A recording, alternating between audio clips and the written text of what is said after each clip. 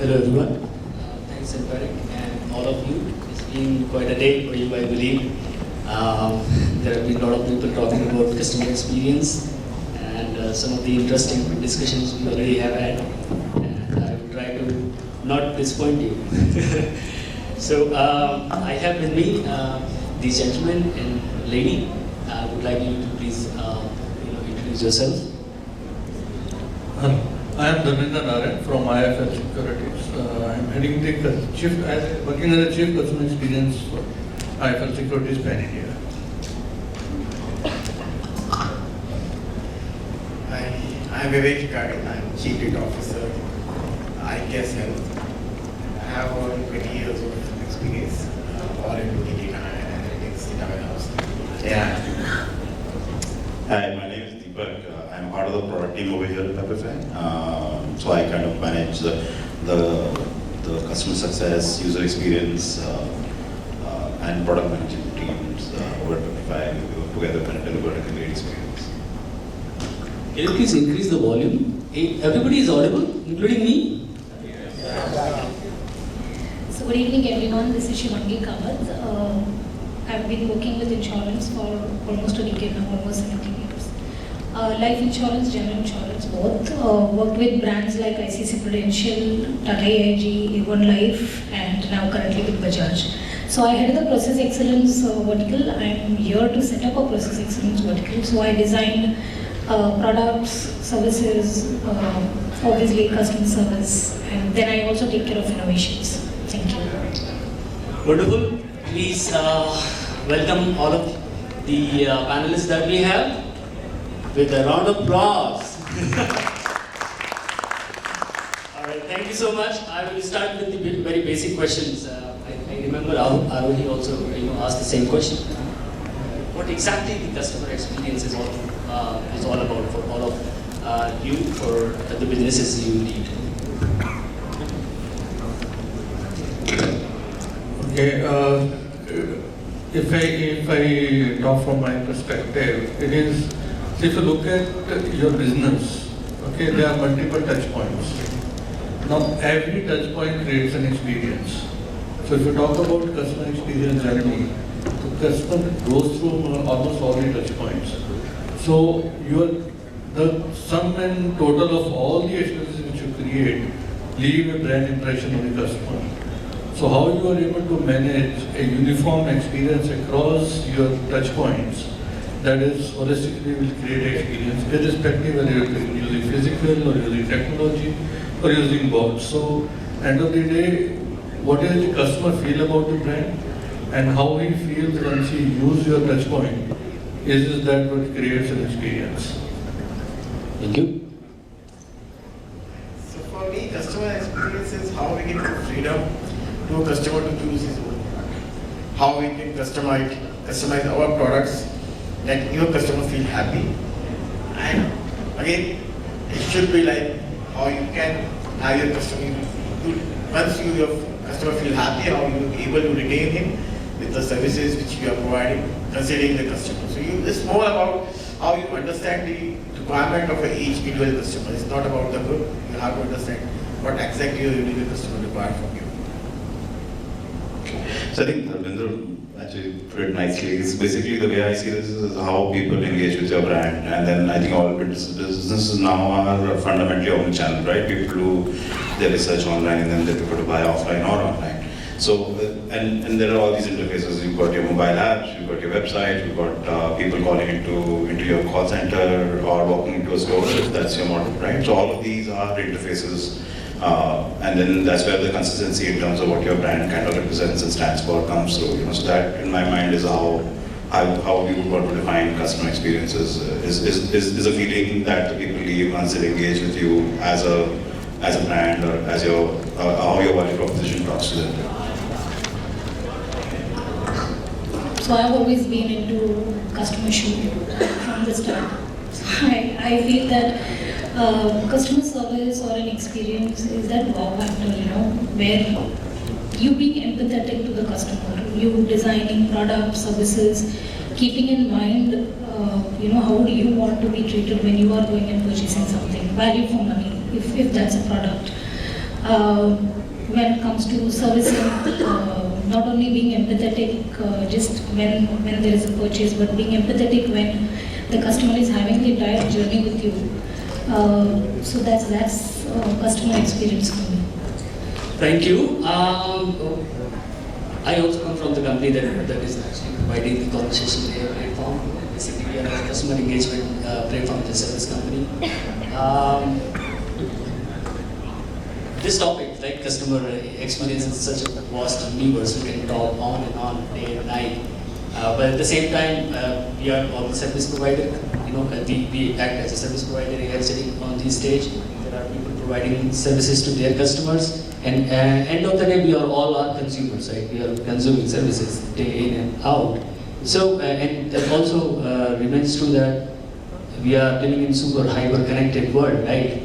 Omni-channel solutions available. Then there are things are right now available on your fingertips. And I started the day with the statement saying how we ensure that people are actually getting the information that they need, not the noise. So as a brand, how you ensure that the customer getting connected at the right time, right? And they are actually getting into meaningful conversation that is going to help them, not actually making them feel frustrated. We all feel, I heard the story about the cab from other panelists. I myself was trying to catch up the flight. Yeah, I was not able to fly. But then there was this young lady, and she said, "Sir, pass me the sorry," right? And I was like 1.5 hours ago from the flight time. I asked the lady, "How long you have been working here?" She said, "Sir, is he manager here?" I said, "Okay, the manager." He came and then he fixed the problem, right? So there are so many things we face every day where we feel like we are not properly treated or ill-treated sometimes, or you feel like sometimes abused. To be honest, that's a harsh word. So as a brand, right, or as a business, being a startup, well-known name, how we ensure that the trust, right, customer put in when they buy your services or product, that is actually intact end of the day. This is again very generic for all of you. I think trust built over a period of time. It is that how consistently you are providing the services. So essentially, they're touching on all the touch points on your service journey or this customer life cycle. So very important is that trust will get built when you provide consistent over a period of time. But most important, I will take inputs from previous session of Kapil Sharma where he pointed out the problems. I would say those are the big opportunities. So it is very important when your touch points are giving feedback to your product team that what to do. So that is where your delivery will improve. And that is where you improve the customer. It is nothing that it is, you will never achieve a delight on first day, right? It is a journey. It is a, what you call a process of continuous improvements. It will happen bit by bit. It's a painful process, but if in the right direction, you will achieve it. So very important, you can't deliver trust in one day. So when you create a brand, it takes ages, right? And once you create a brand, then challenge is to maintain it. So consistency is the delivery. And how frequently and how objectively you are getting evolved and changing with the times is very important. So technology is a tool to achieve it. It is not the end goal. So as I said, it is not that whiteboard or other boards are not important, but how subjectively or objectively they are addressing the concern of the customer is important. How they are being used, where they are being used is more important. So are you, whether you are mature enough, if a customer is going for a particular product, to suggest the other one which is more suitable to him? And we are long way to go to hyper personalization where one customer becomes one market. So that's a long, long way for us, that is the future. So that is where we want to reach, but it will be small steps, but it has to be in the right direction. This is my thought. Thank you. So customer experience, I think it's a journey, not like that you can get one day or hardly in a 1 month. And it's technology is just a support factor to enhance the customer. And again, you have to see that which technology and what part of the customer experience is useful in which area. Like I give you the example that when I was in the UK, we built one product which is a telematics, where that product has been installed in customers' cars, and based on that we got all the real-time driving information of the customer and how was the pattern of the brake, how the driver is driving, how many is the draft, speed is more. Based on that, when it comes to insurance company, based on that, the customer who is driving more fast or rash driving, the insurance is on a higher side. Other one has little bit get benefit when if the driving is better. But if you like to implement the same product in India, that's not possible because the kind of roads you have here. So it's not necessary that whenever the customer applying a brake, to definitely that he is driving a rash, right? Because there are so many people are coming here, and then again cows and dogs, and we have different kind of problems. So it's not that all products are suitable for in all scenarios. So, okay. So just repeat your question, how do you build trust, right? So I think there are no easy answers to that. I think Vivek called out. Let me talk about the inverse. It's very easy to lose trust. So when we are there are two parts to this. One, you see there are brands, right? There are new businesses coming up. They're coming up every now and then. Last 10 years we have seen hundreds of startups coming in. People are backing them out with money. I myself have invested in a few, mentoring a few. And there are challenges. Of course, it cannot be done in one day, right? That's not an open secret. That's a quite an open secret. But if you have to suggest people here, or what the practices you or I as a company follow, to have a strategy to at least give people that confidence that they are in safe hands. So as a new business, you build it over time. But for the companies who are already there, I can name you another incident. I was in Kathmandu, right, a few days back, and I lost signal. I was not aware that the charges are very high, and they said your credit, which is quite high, but it got exhausted. I was nowhere, and there was no signal, and I had to rely on a local guy to help me reach to the hotel. And this is one of the big company. And we have 50 corporate connections from them. I will not again name them. so there are every day you feel frustrated, right, with the brands, even though have history of demonstrated successful market success. So how you ensure as a new company and how you ensure as an established business that somebody is paying you money, right? So you have to respect it. So what are these strategies in general that we must follow or you follow to enable that trust and retain it? Sure. So I think the way I look at it is that trust is is very hard to gain but very easy to lose. Just don't do things that will cause people to lose it. Right, so simply put. So it's very easy, right? So at the end of the day, it's about what you're promising. You don't want to overpromise and then underdeliver, right? So I think fundamentally, if you're in this case, if you're promising, I think in the simplest sense, and it's very difficult to kind of talk about specifics because they don't apply to a lot of people here, right? So we have to end up talking about things in the general sense. So inadvertently, I think what happens is, without getting too much into specifics, is that you kind of make a promise by way of when you kind of make the sale or even before the sale, by way of saying that this is what I stand for, this is what I represent, this is what you get in terms of exchange. I think in the basis sense, I think you need to kind of stick to that. Then over time, I think just putting in those checks and balances to make sure that you're not kind of losing out. And I think Kapil Sharma earlier was talking about how when you lost trust, it's already too late, right? So making sure you kind of understand what are the input metrics in terms of what is causing you to lose a customer. Because at the end of the day, when you lose trust, you lose the customer, right? So kind of making sure that you've got your checks and balances in place, or your data measurement kind of prospects or your kind of frameworks in place to make sure that you're getting this information front hand or earlier in the process, where you know that those customers had a bad experience and this might kind of spiral and you might end up losing. And in the B2B sense, sometimes you don't get that second chance, right? So even especially now customers are spoiled for choice. So I think just putting in those checks and balances very early up in the process to find out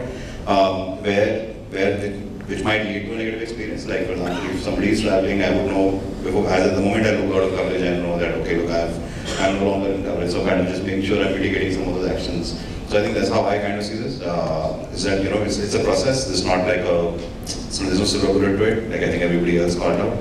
Just take it one by one. Make sure you kind of look at the leading indicators versus the lagging indicators, because by then it'll be too late. And obviously, don't do things that will cause you to lose your customers' trust. Very simply put. Siddharth, your take. So, being a design expert all this while, I have a different opinion to this, and maybe I'm a little more, I would want to, take this up a little step by step. So the bond with the customer is a process of learning and unlearning, just not for the customer, but for the company as well, correct? That's the first learning or acceptance that we all have when we design a service or a product. Again, if I see the entire customer experience is a journey which, is broadly classified into 3 parts. How you treat the customer in the first 3 years. So it's as good as having stringent communications, how you build your relationship, how you address, to his pain areas, feedbacks, and therefore most of the organizations emphasize on measuring NPS even in at that particular onboarding journey. This also gives a free space for the organization or the entity to design engagement activities. So for me, my first 3 years is when I put in 80% of my efforts in ensuring that the customer builds that trust with the organization through the brand, through the product. So there are measurements during the first 3 months that certain organizations or some of the customer experience organizations or digital organizations follow. They measure the loyalty indexes, they measure NPS, they measure customer satisfactions. They have a separate service recovery units in the first 3 years so that they don't want the customer to go away from them. The other milestone that the customer goes through is, customer engagement. So now that I am with the brand for 3 years, what next for me?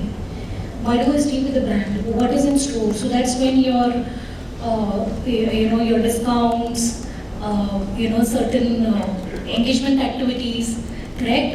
Some value additions that you want to give to the customer. You want to make the customer feel wow. You want to make the customer feel wanted. You want to, and that's over and above maybe the profit cost that you want to do for the customer. The third phase that the customer experience would have is how loyal is he going to be with you. The way you treat him for the first 3 years to how you keep him engaged for another 2 years, that itself builds a relationship. Okay, and that relationship, which has eventually grown for the 5 years. Do you think Indian customers are way too demanding? No. No, if you'll ask me, I'm a millennial too. Okay, but why would, if I go to buy an insurance, why would I not want to? So, for example, while I was with Tata AIG, and during the pandemics, why would I want to buy insurance for my car when I was not driving a car? And that was just one discussion that I had with the product head. That why not design a product where I'm going to pay premium only for the kilometers that I have driven? Why do I overpay? And I'm sure this is just a millennial generation. You would have Gen X think something else. So, and therefore I said that it's a journey. So first 3 years, it's very important. The organization will understand, have clear demarcations around what kind of customers are they addressing. How many of my customers are digital savvy? How many of my customers are not digital savvy? How many of my customers are not happy with my product? How many of my customers need personalization, customization, correct? And then the other 2 years are when I am engaging with them. And the engagement as well is not going to be same for all. I may be wanting a different treatment. Somebody who is maybe a 50 or a 45 to a 60 may not want a digital. I mean, how many customers who are in 45 to 60 would want to, use your video or an AI ML, right? And they form a larger group of my product as well. So how do I then use that data, which I have gathered for 3 years, to design engagements which are going to cater to these different customer segments? Correct? Yeah. Thank you, Sivani. Definitely, the customer engagement is such a vast thing, right? There's so many variables, right? And every business is placed differently. Every customer is unique, their experiences are unique, and it's very hard to set a template. And it is given that you have to be damn good in terms of your product and services. That is default. And then you have to compete against all other things, which is there. And there are two ways of break it. One human and another is technology. Right now you cannot say that you will not choose business technology for your business. That means you are actually it's a self-taught these days. And then of course you will understand use cases, right? What is fitting, not fitting, and you filter, you apply those filter, and you can hope for the best. So I was hearing other panelists talking about empathy, right? So I mean, irrespective of how much technology you put in, there are human touch, right? That is not going to go anywhere, right?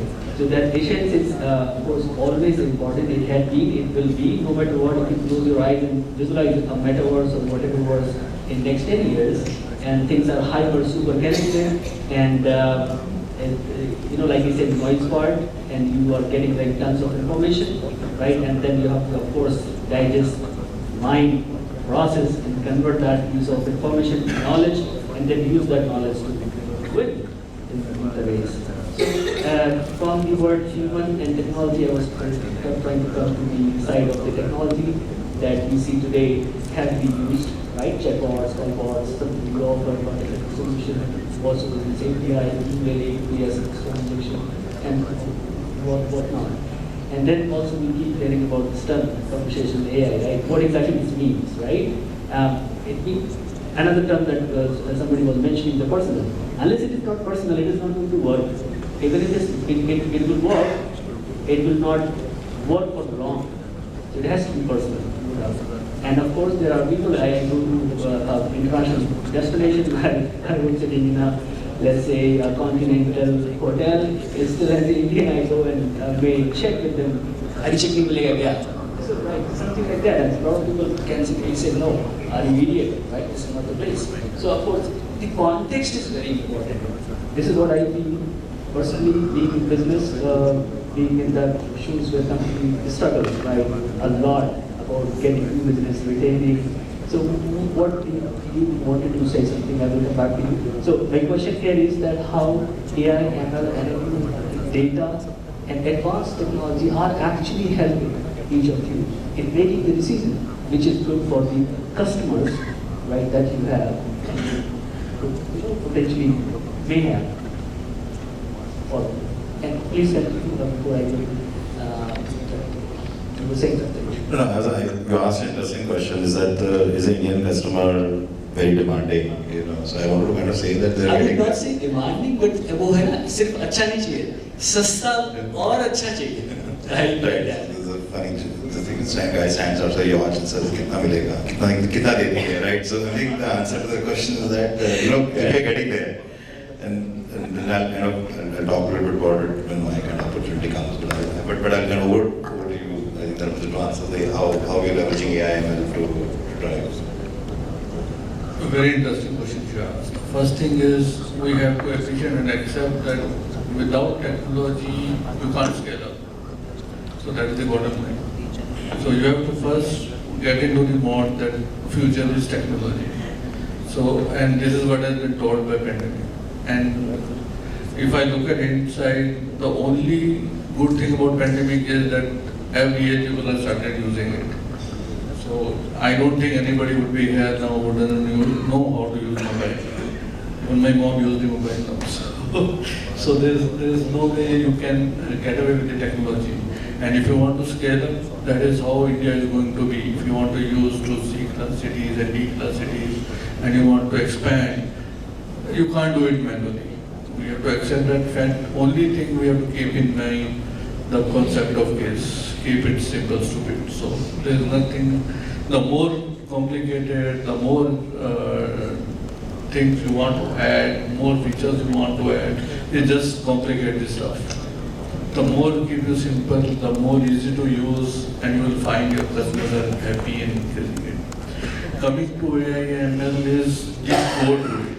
I think Amazon, Flipkart, they have actually revolutionized it, if I say that. It is not that you can't improve the experience. If you talk about you return no question asked, that is one of the simple things of doing, making the customer happy. I have seen my wife ordering things and keep returning it, and after 5 times she will accept it. I get pissed off that every time someone is coming with a courier only. I said more the time you're telling them at home is more painful. Go back and open the door. So, but people are used to it now. And they are happy that they can try it and they can send it back if they don't like it. So that is where probably their sale would have enhanced multiple times. This is what the flexibility means. This is how you see, you have to design your thinking that way. Now you start thinking of customer, what you can offer, which makes simple, make it easy to adopt. Now if you are browsing on your particular thing, they will tell you what other customers have also gone through when you have purchased one particular thing. So that is where they are using AI. So whether your bot does it, if I am asking something bot, whether he suggests me. See, in my bot I have done, if someone is asked question of mutual fund, I give it, these are my recommendations. So whether I am supporting him, what is to be done next? If someone asks me how to put a mutual fund, I immediately give him a video how to do it.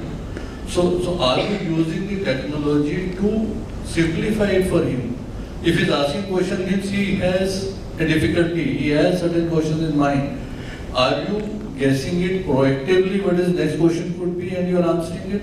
Are you giving him, guiding him how to go about next?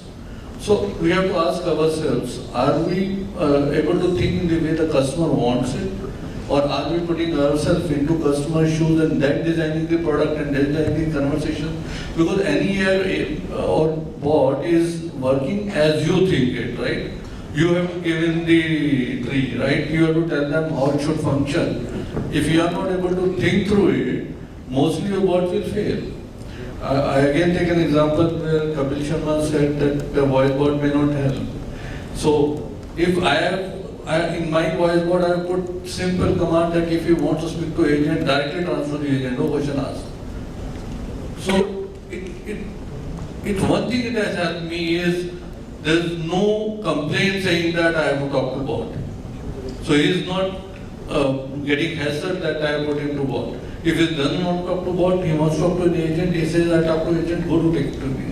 If it's a technology problem, we use the word of technology as answer to the agent. Because no bot can't resolve those issues.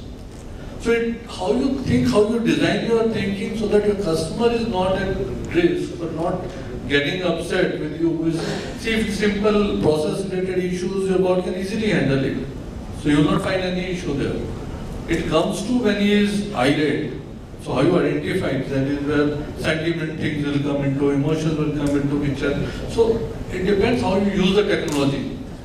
That is where the crux is. Whether you use AI, whether you use ML, whether you use emotions, whether you use speech text, how you use is important and how it helps the customer when you think from his perspective, not from your perspective. You have a technology, therefore you have to give it. If it is my HNI, I have not put him to voice bot. If he calls up, someone immediately in first thing should pick it up. So that is because he is your prime customer. He cannot wait, he cannot talk to anybody else. So that is how you think through it. So how you bifurcate your customer base, how you design it. My maximum customers do it mobile trading, even if it is the HNI customer. So your processing should be simple.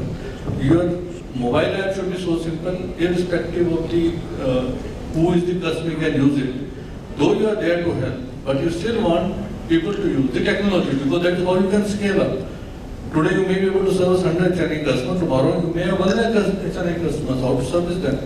So technology is the only way, but how you are available to service them is more important. How you are engaging with them is more important. So your customization, your segmentation becomes very, very important. Thank you. Thanks, Dharmen, for the detailed answer. It's like having a gun. It can kill you or it can protect you, right? So, of course, you have to understand what tool you have at your disposal. I think most of the time, most of the people understand what needs to be done. It's just that the how part. And then you may understand that maybe at this point of time you need X, Y, Z things in your life or for your business. But in business everything is cost, right?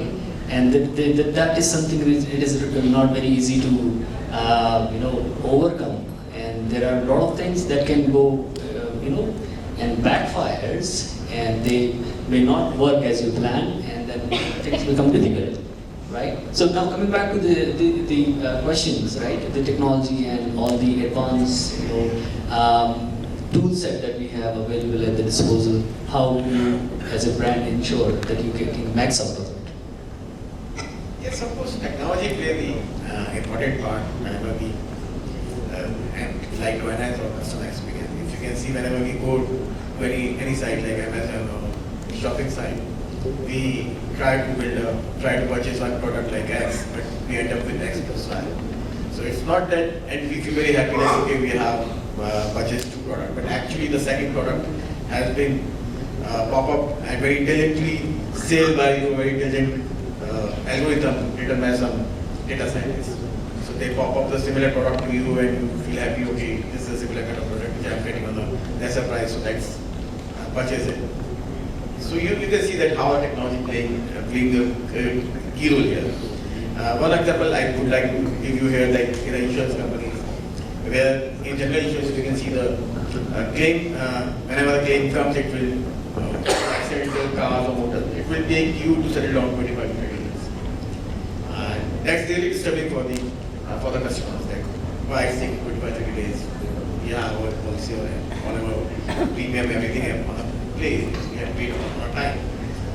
So what that insurance company had done, that they built some AI algorithm behind your mobile app. You just click the pick of the essential part of your car and upload using mobile app.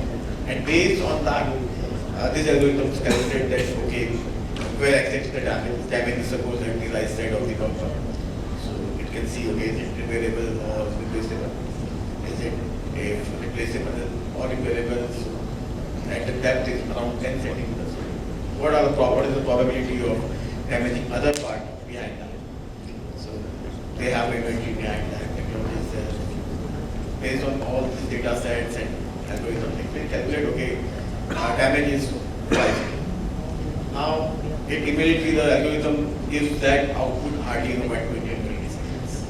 You can say the 3 minutes. Then 3 minutes you are getting the claim. If you want to settle it down, you can settle it immediately, otherwise again the process. So when we have introduced that product, the propensity of the customer product cycle is increased by 1.2 to 2.2.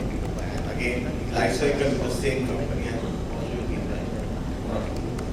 So there you need normally what technology you help us to build a customer persona. Since when I came back to India, we don't, in fact, if you see the Indian market, we don't have the KYC intervention. It's very difficult to find out who is your customer. So what we try to build here, that we build one customer persona which we have seen in the chain front only. Whenever you put the name of the customer, you get all the details. So we try to build these kind of a customer persona, this where we have all the details of the customer as well as we can have sources and third party. And then we try to see, okay, what is the right time and right cost to pitch the product to the customer. Thank you. Deepak, what's your take? Yeah. So I'll talk about the general principle in terms of how you want to build out like your entire customer experience, and then talk about one use case which is pre-order and one post-order, just to keep it focused. Yeah. So I think generally there are many ways to build out like an experience ground up, right? Let's assume that you're starting. You could build it bottoms up or you could build it top down. So top down, the way I see this, and this is something that the Airbnb model, Brian Chesky kind of covered it really well. He talks about how. And something that we've similarly, what we've done is that you start out with a 10-star experience, like you roll out the red carpet, you kind of all bells and whistles, and you kind of give a fantastic experience to the customer. Now, I think as Manu mentioned, right, so that's great, the customer really is amazed, but it's not a viable business model for you because at the end of the day you're spending money. So once you've got this 10-star experience, so let's just say that that's your ceiling, and then when you strip away one by one, you strip away elements from it, and you build down something that you can do at scale and sustainably, right? So that, let's say for example, comes out as a 4 or 5-star experience for you, right? Now that's where the AI or any technology for that matter, like ML is statistics, right? End of the day, the probabilities and such, you know. But to talk about how you leverage AI is where if you, say for example, if you kind of netted out a 4-star experience, how do you kind of take it to 5? And that's where kind of leverage these experiences at scale, right? So if I talk about our specific category, so we sell furniture online, right? So furniture typically has been a catalog experience. Traditionally, if I were to ask you guys, name 5 furniture brands, you in India, you wouldn't be able to, right? And there would be no recall whatsoever. But then how do you decide to buy furniture? You fundamentally look at the products that you like, and then you kind of have a feeling that, oh my god, this might look good in my house, or I have other furniture that's like this. It's fundamentally the problem that we're looking to solve is discovery, right? So how do you kind of help people discover things for their home, right? So that's a pre-order experience. That's why we leverage artificial intelligence or any sort of machine learning for that matter. And let's say the customer's bought something, and then I'll take a leaf out of I think something that kind of got it, right? So how Amazon is kind of saying no questions asked return. Now it's not viable, right? That's not possible for us to do. It's not possible for us to find out like to kind of every customer, like unlike t-shirts, we're shipping like an entire pair. The customer says, hey, look, I don't want it, take it back. Right, so I mean we can't do a no questions asked, absolute no questions asked. So that's where you would leverage technology again to kind of have some predictive modeling in place to figure out, look, what is the probability for this item breaking on this road, what is the chances the customers kind of gaming the system, all of those things. So this is where I would kind of keep it focused. I would say this is the pre-order and the discovery side, and then on the customer trust side to kind of doing things at a scalable level. If you do it sustainably, then you can do it for a lot more customers, right? So that's and just to kind of add on to this, surprise and delight are great. But end of the day, it's the base experience that matters, right? So you want to deliver to the base experience so that you might surprise the customer. No, I can send like a Dairy Milk chocolate with something, right? But if the next time I don't deliver the item on time, then it's a failure. So I want to make sure also that my next experience is consistent. So having that consistent experience, and then on top of it, building the superlative elements on it. And I think that's where you would want to kind of leverage technology to kind of make sure these consistencies are there. I hope that kind of answers. Definitely, yeah. Thanks for the details. So the amount of technologies that I myself go through in and out, okay, just makes me think that the moment there is any new technology in the market, we all want to just go and grab it, without really realizing that is this going to fit my use case or the problem that I am in. And time and again, in most of my discussions, I keep emphasizing, even being a technology or innovation expert, that not all technologies are meant to be adapted or adopted. Simply because, one, we are a service sector where, just like food, I'm sure nobody would want to walk into a restaurant where robots are serving food. You want the human touch, you want empathy from, a person. Most of us associate food with stress. So you want to see practically a person, and not a robot. Same applies, to service sector. So technology for me is just not the customers. It's also important for me to focus on how easy it is for my people. And when I say my people, I mean the organization, the other functions are going to use it. Correct? For me, to implement the technology means that I also empower my people. I also ensure that they have enough learning to understand what technology is going to be implemented to the end customer. So while AI ML, in my experience and in my experiences that I've implemented AI ML, for me it's worked wonderful when I thought that I need to focus on my people. At the same time, I need to focus on the customer, which means that if I have to put it simple, why not have AI, ML, other technologies, be it RPA, ensure that my core activities that my people do are taken care of, so that they have enough bandwidth to focus on how they can contribute to the end customer. It's as good as using them for the best, making them more empowered, ensuring that I give them enough training to understand how they can leverage data. Another challenge today is, while I know that there are technologies, all these technologies are data driven, but I can surely say 7 out of 10 companies may not even know why they keep collecting data. None of them would know what needs to be done with the data. Correct? So it becomes very important when such technologies come in the market. One, you need to understand that while it may be good for the customer, but it will be good for the customer only when it is good for the people. So as an organization, when you rightly said cost, okay, when we design a lot of processes, systems, products, cost plays a very important role for us. However, we will never compromise on the service factor. So the only factor that we can plug and play with is cost. So given a chance, I rate myself maybe an 85% on 100, but I would have used these technologies to ease bandwidth for my people's work. And those people are then put in trainings maybe for data analysis. Because at the end of the day, another 5 years and we all will be digital organizations, will be working on your data. Then how do I leverage these people? How do I ensure that they are ready for the coming 5 years or 10 years? So technology, while I spoke a lot about people, because I am of a firm believer that I want to, probably protect the top talents, people who, and I would not want them doing, the mundane activities which can be automated using these technologies. So I have always implemented these technologies for my people first and then the customer. So when I do that for the customer, the other challenge, with the sector that I have is I do not have, so insurance is a push product. It's not a pull product. So when I do that, only 30% of my customers would be, using technology. While post-COVID, we've seen a spike where, even between age group 40 to 60, there was an adoption of almost 60% of digital, because that was to stay. So is technology the only solution for my customer experience or customer service? The answer is no. The right technology and the right use case. Correct? Well put, Sivagi. Definitely, I mean, you are trying to emphasize on let's not overdo it. There's so much, right? And that is what I mean when I say noise. You try to, catch every bus there, right? And without actually understanding where it is leading you to. So before we actually go into what exactly you guys think, the customer experience as a domain, right?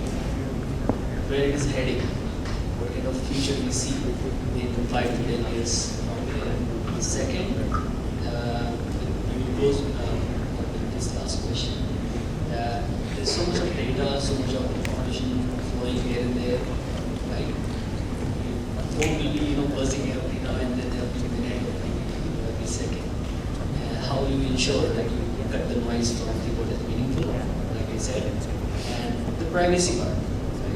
Right? People are actually getting information that they really need, want, or they sign up for. Right? As a company, right? This is something we provide as a service that we have some channel capital platform. People use and they can send messages, voice. Oh, okay. Now? Alright. So as a platform, this is what we provide as a service, I was saying. And as a brand, when you use those services, how you ensure, these aspects of the business, of the customer side. Basically, you asked 3 questions. One is security part of it, and what was the second one? The security is the data part of it. Right. Third is the Future, 5 years down the line. If I talk about security, about data security, I think you can't emphasize more than possibly it is a serious issue. Because especially in the financial segment or stock market or securities line, that is most critical. Because it's everybody's money. So there is no compromise on that. Even regulators are very serious. They have strict guidelines. So there is no possibility that should be happening or that could happen. So we have a complete infrastructure and complete separate team looking at data security issues. So I don't think there can be compromise at any level. So because everybody's data is critical, so there is no differentiation as such. Second is from data perspective, I think best example which has been given by Deepak, because they depend more on data. And if you talk about data, it is like A section top, you have so much data that sometimes you get lost, you don't know what to do with the data. So first thing is we should have a clarity what we are looking for, what is the end goal to be achieved, and for that end goal, what is the data required.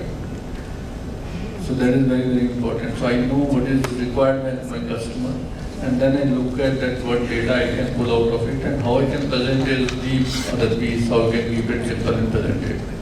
So very, very critical is people should differentiate between the data to be shown to the customer, data which is shown to the management, data which is required by the last mile agent or the help required by him.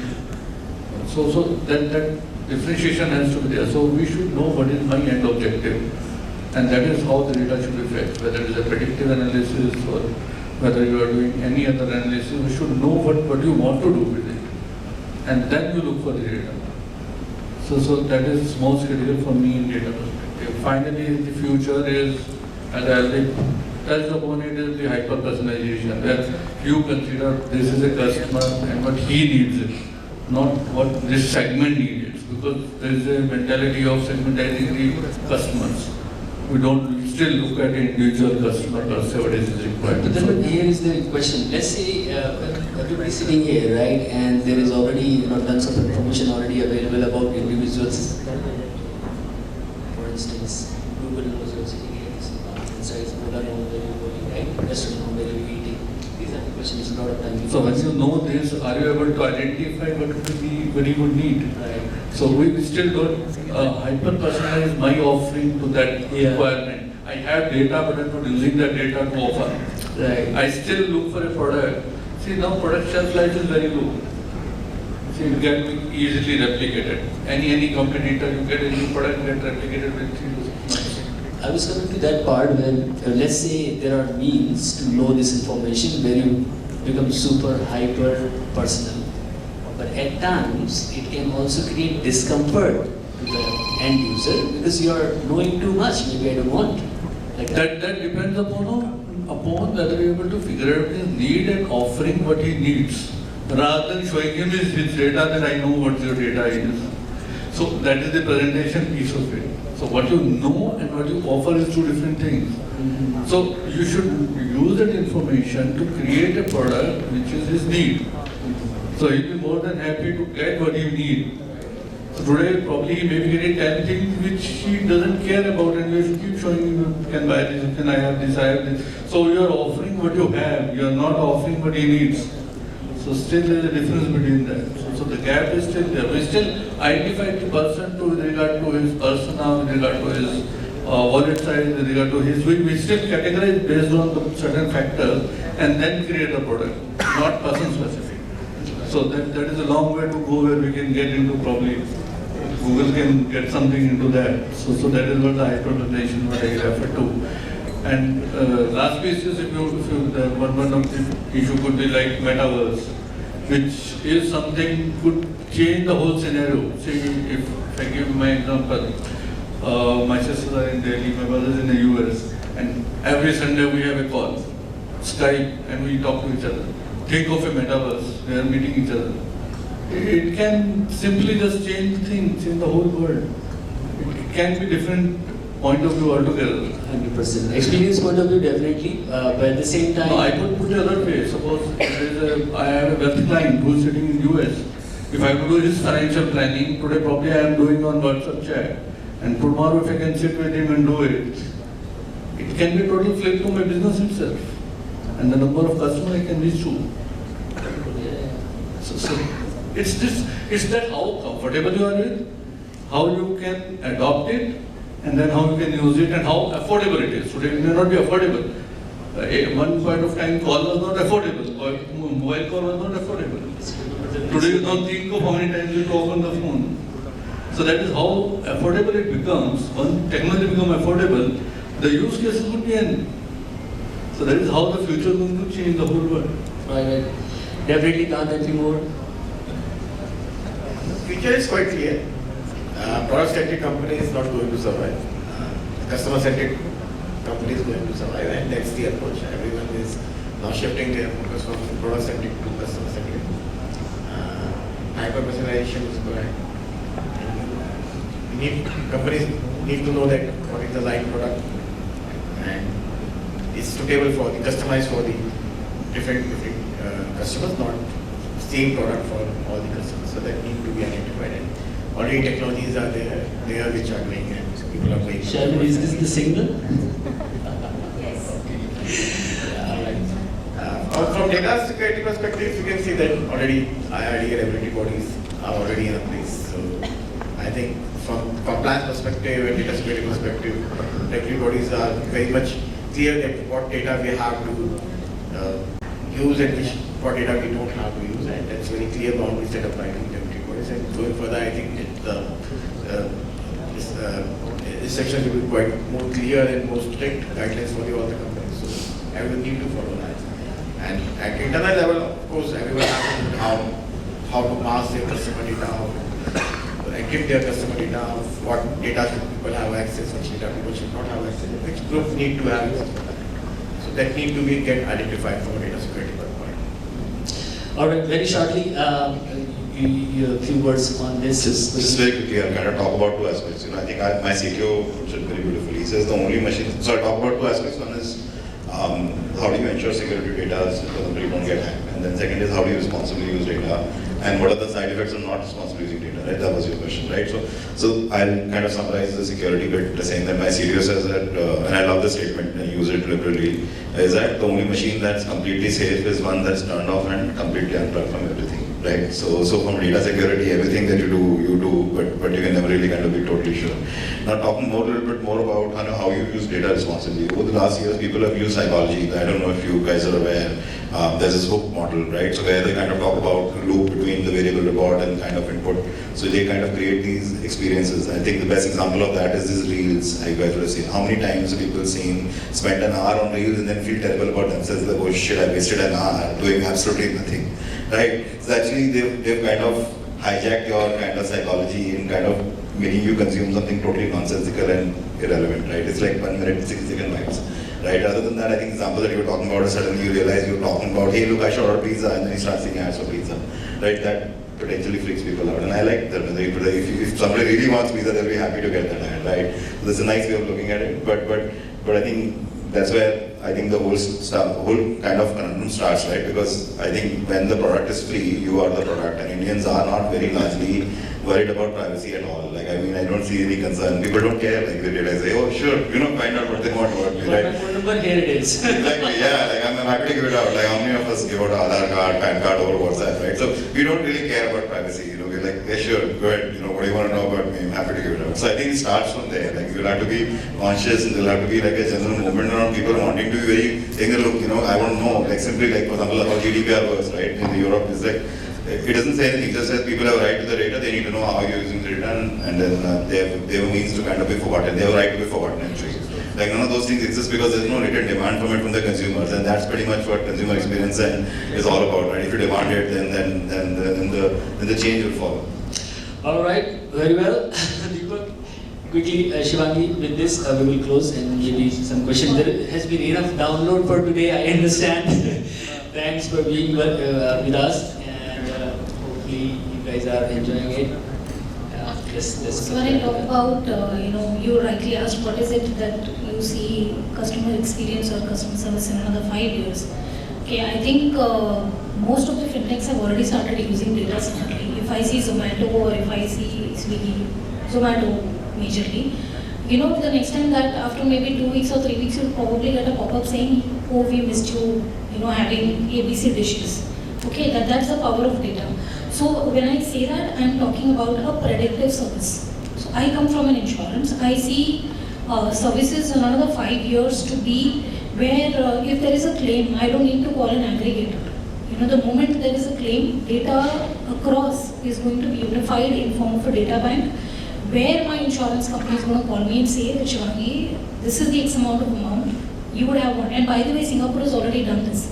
Oh, wonderful. Okay, so I think I would want, or I think we would do that, because there's a lot of work that is being done, where using technologies like blockchain, people have now started collating data back for health. So that is one of the challenges even as a country today. Today, if I use an Arogya Setu here, when I go to UAE, I'm using an Alusana. How do I use my current data points even elsewhere? Just like you're using your ATM across the world. Correct? So I'm being very specific to my sector, but yeah, that's where I see service to be with the kind of right usage of data, right understanding of data, and therefore more amount of people or more people in the organizations are required to be educated on how to use data. So that's one point. The other point that you spoke about data, while there's a lot that is already being done by the regulators in terms of data security or data protection, it becomes very important as an organization for us to ask from the customer only the right amount of data. Why would you want the history of the customer when you just need maybe 2 or 3 points? Correct? So I feel that it is important that we educate the organizations that, and I'm sure most of these mature organizations will ask only for key data which is required from the customer. So that's the other one. The third was I think I answered everything. The yogic superlative experience in 10 years, I don't know. I just said that when it comes to insurance, this is one.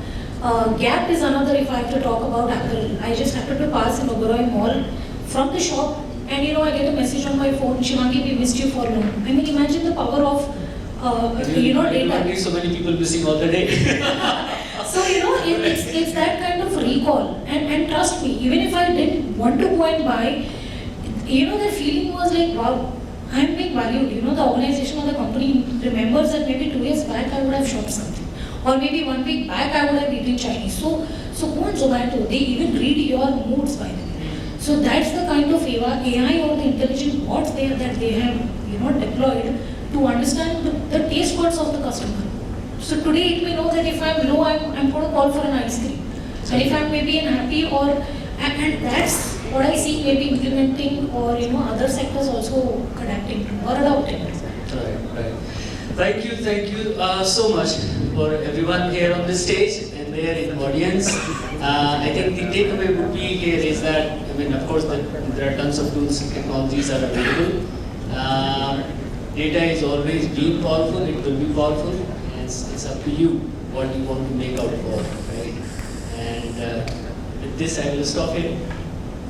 If you have any questions to me or the panel members, please feel free. Any questions? They're already, in the get set mode. So, is there anything else after this? All right. Thank you so much. Thanks, everyone. Thank you. Thank you, everyone.